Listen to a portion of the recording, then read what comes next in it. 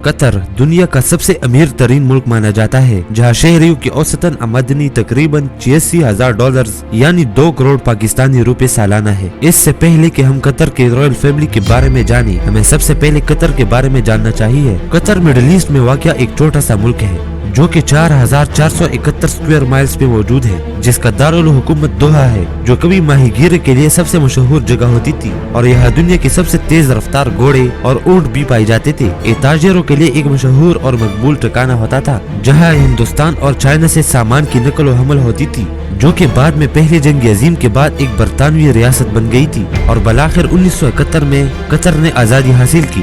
इस छोटे मुल्क का बॉर्डर एक तरफ सऊदी अरेबिया के साथ मिलता है और उसका बाकी हिस्सा समंदर के साथ मिला हुआ है। इस मुल्क का ज्यादातर हिस्सा बंजर और खुश्क है और यही वजह है कि सिर्फ 5% जमीन ही ज़राअत के लिए इस्तेमाल की जाती है। इस छोटे और सबसे अमीर तरीन मुल्क पे हुकूमत कतर की अल्तानी फैमिली कर रही है, जो कि दुनिया के सबसे अमीर तरीन खानदानों में से एक है। ये खानदान साल 1700 में यहाँ कतर में आबाद हुई थी और यहाँ एक अंदाजे के मुताबिक इस फैमिली में 8,000 से ज्यादा अफराद मौजूद हैं।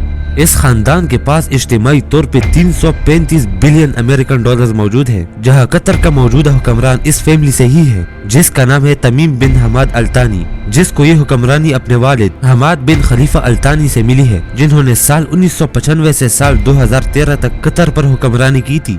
हमाद बिन खलीफा अल्तानी की वफात के बाद हुक्मरानी जासिम बिन मोहम्मद बिन खलीफा को मिलने वाली थी, लेकिन वो बज़ाहिर अमीर बनने में दिलचस्पी नहीं रखता था।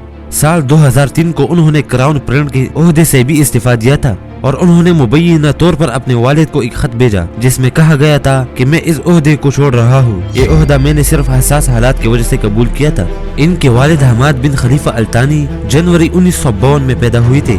इस इंसान ने 3 शादियाँ की है, जिसके 24 बच्चे हैं। जी हाँ, आपने ठीक सुना, 11 बेटे और 13 बेटियाँ।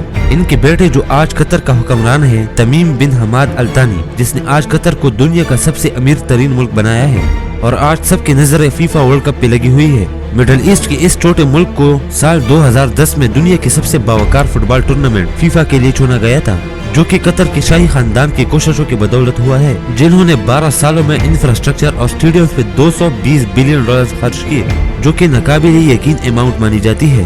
तो दोस्तों, आइए जानते हैं कि ये मुअज़्ज़ज़ शाही खानदान अपनी बारी दौलत का इस्तेमाल कैसे कर रहे हैं। कतर के शाही खानदान दोहा में रहती है, जहां उनके 15 से जायद शाही महल मौजूद है, जहां 500 से ज्यादा लग्जरी गाड़ियों के लिए पार्किंग भी मौजूद है, जिस पर तामीराती लागत $1 बिलियन से ज्यादा आया था। इस शाही खानदान के महलों का अंदरूनी हिस्सा सोने से बना हुआ है। यहाँ तक तो ठीक है, मगर इस शाही खानदान के पास सिर्फ जमीनी इलाके नहीं बल्कि समंदर पर भी उनका राज चलता है। कतर के शाही खानदान के पास घूमने वाले महल जैसी किश्तियां मौजूद हैं, जिनमें कटारा भी शामिल है, जो कि दुनिया की सबसे बड़ी और महंगी सुपर यॉट में से एक है, जो कि तकरीबन $400 मिलियन की कीमत के साथ खुद में हेलीकॉप्टर पैड और इन्फिनिटी पूल जैसी चीजें समा सकती है, जहां 90 से ज्यादा मेहमानों को लग्जरी मेहमान नवाजी दी सकती है। और ये यॉट उनकी वाहिद यॉट नहीं, बल्कि साल 2019 में शिप यार्ड में आग लगने की वजह से 3 शाही किश्तियां तबाह हो गई थी, जिनमें हर एक की मालियत $200 मिलियन थी।